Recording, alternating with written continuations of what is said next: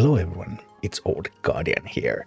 In this Warcraft Rumble dungeon guide, I'm going to take a look at Gnomeregan on a Horde week, and in particular this army that I used with Cairne Bloodhoof.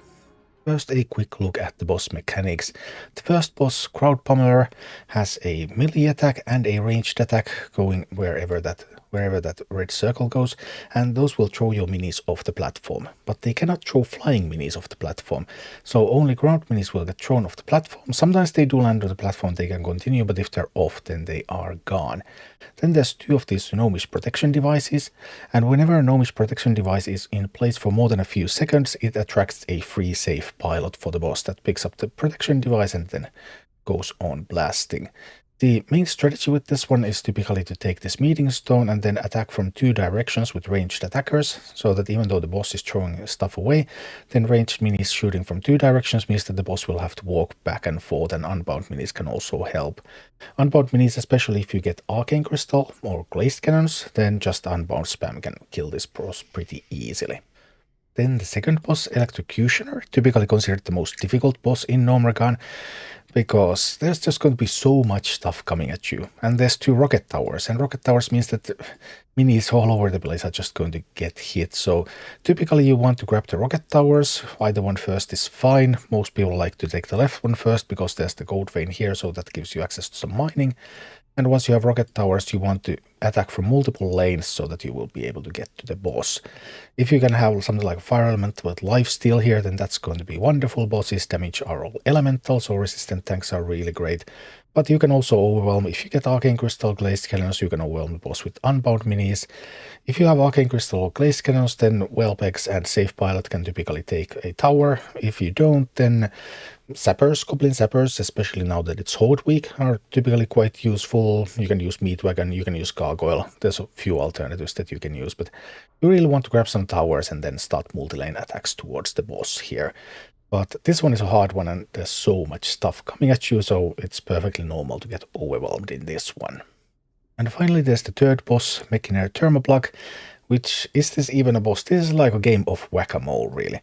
Because you can't hurt the boss directly, boss is protected, but there's all of these amp switches. Someone's a walking bomb when captured cannot be claimed by flying. So what you're trying to do here is you're trying to send slow walking units from one side, from another side, just back and forth, mine whenever you can in between. And then just try to break more of these switches than the boss breaks, and then bombs will go over there instead of coming towards your base. And then the boss is going to die. Generally one of the easiest bosses in all of the dungeons, but it can be possible to lose this one too. You do have to protect your base, so your base can take damage also from bosses' minis if the minis catch your base. And yeah, just whack-a-mole from one side to another and one side to another, and then the boss will die. And this is the Cairne army that I used for this dungeon. I have Darkspear Troll, I have Bat Rider, I have Safe Pilot, Plague Farmer, Pyromancer, and Whelp Eggs. You typically want a bunch of ground minis, because only ground minis can pop the bats in the final boss. So Plague Farmer and Pyromancer, excellent slow-moving ground minis that also deal AoE damage, because there's a lot of squads here in the first two bosses. So just wonderful minis, I really love them in this dungeon. I also really like Safe Pilot, I really like whelpex here. They can deal damage and they can take care of various situations, just very flexible unbound minis. It's actually hardest to decide, okay, what Horde minis would I use, because it's a Horde week. So Darkspear Troll is kind of okay-ish, and then I usually have sappers here, but now I was actually offered glazed cannon for this run, so I replaced my sappers with a Bat Rider, because I knew that when I have glazed cannon, or if I have arcane crystal, then pilot and whelpex are going to be enough. I don't need sappers for anything, so I can just put in a little bit of more damage, and having exactly glazed cannon means that I couldn't put in any tank anyway, so just adding more damage for this one. But something along these lines, with the Horde slots being a little flexible, would be my recommendation overall, even with some different relics. And this is what it all looks like in action. Okay, here we go, glazed cannons run. So typically I want to take that meeting stone at the start. I want to send some AoE minis both sides, because those chickens, usually they are chickens coming either from the far left or they come through the meeting stone, one or the other. And also I try to pick up as many of those protective rings so that the enemy wouldn't get them and wouldn't get all those free safe pilots. Obviously this time I am running with glazed cannon, which means that All I really need to do is get some unbounds at the boss. But I would still want to take that stone first, get control of the stone, and then I would be a little bit more comfortable, and then I would be able to get into a position where I could start the unbound spam on the boss.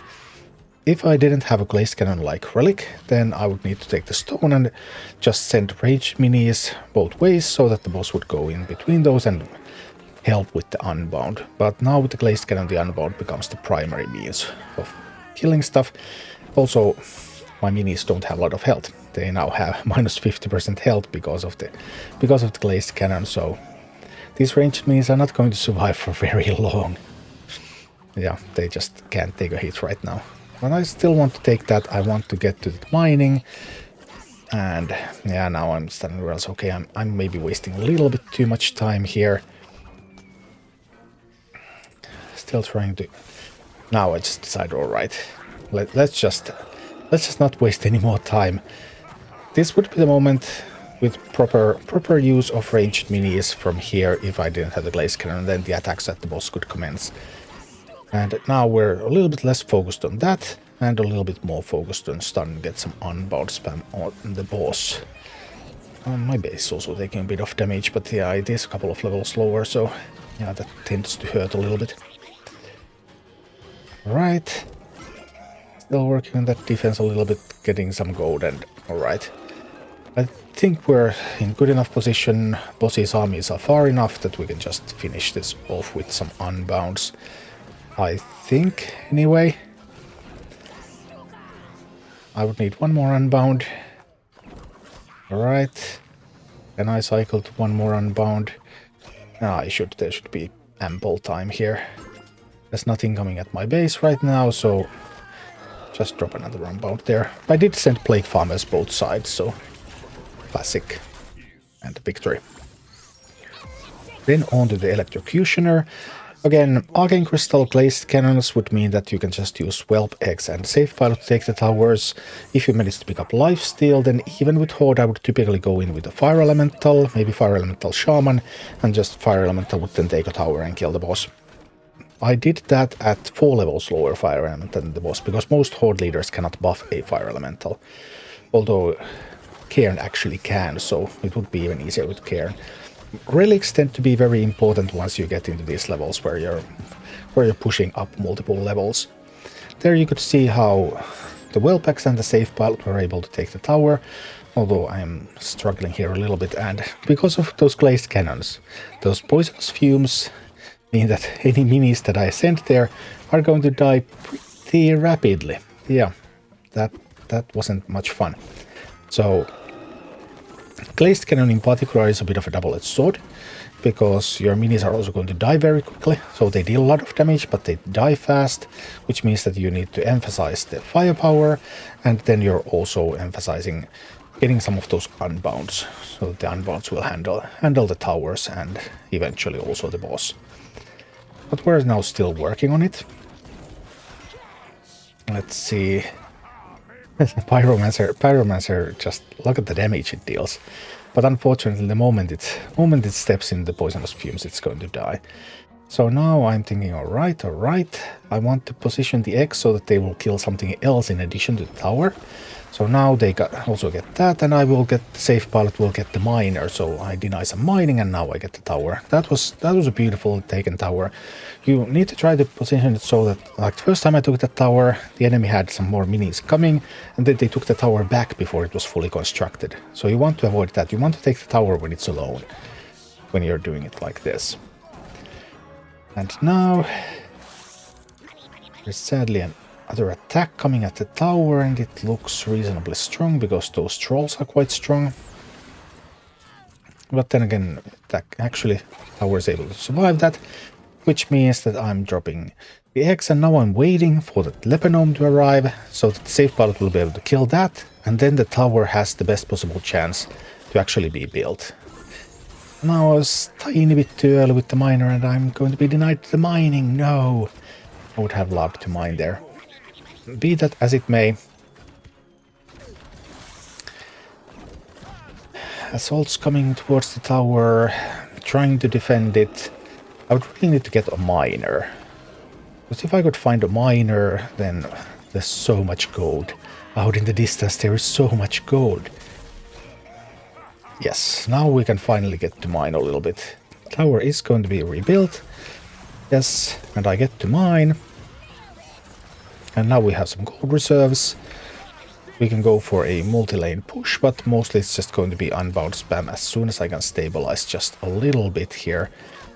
Stabilizing can be a little bit hard sometimes too, because my minis really can't take a hit. So if I position minis to defend the tower and the enemy shoots at them, then they will just almost instantly die. But now I'm starting to feel that, okay, I am in a comfortable enough position.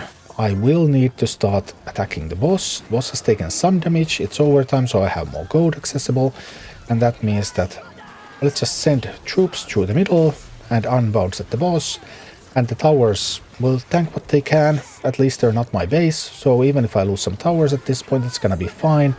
Just going to spam some unbounce at the boss, and then the boss is going to collapse like this.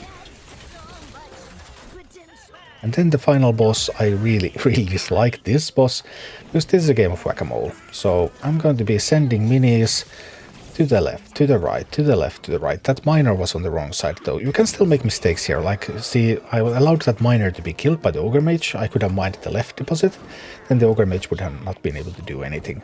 The whelp eggs do not pop those, whatever those vats are called. However, whelp eggs are still useful here against ogre mages with the flameburst talent, and against the molten giants, even without any talent. Boss does have a molten giant in its deck. Sometimes it likes to use it a lot, sometimes it just doesn't seem to play it at all. It varies a little bit.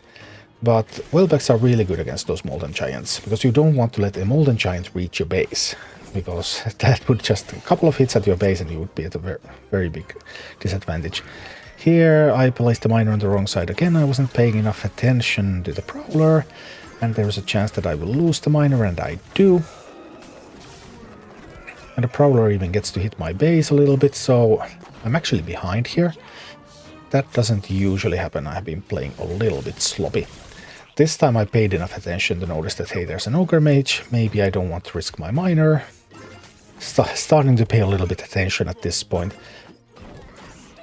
And alright. Now we're trying to entice the prowler with the eggs. Eggs are just good against many of the things that the boss has here. Also managing to get a safe pilot out there, saves those couple of vats for me. Plague Farmer doing a good job. I'm sometimes dropping those Bat Riders here, even though Bat Rider is not able to actually get those vats broken, but Bat Rider can still do things, because it can kill those minis that the boss has quite easily. And also now I have the cycle discount relic here, so that means that Bat Rider is almost free and allows me to just cycle more easily. And then we're able to catch up, and by paying a little bit of attention here, the boss will go down. Thank you for watching. Click like and subscribe if you enjoyed this, and a special thanks to all of my Patreon supporters, YouTube members and Twitch subscribers who make all of these videos possible.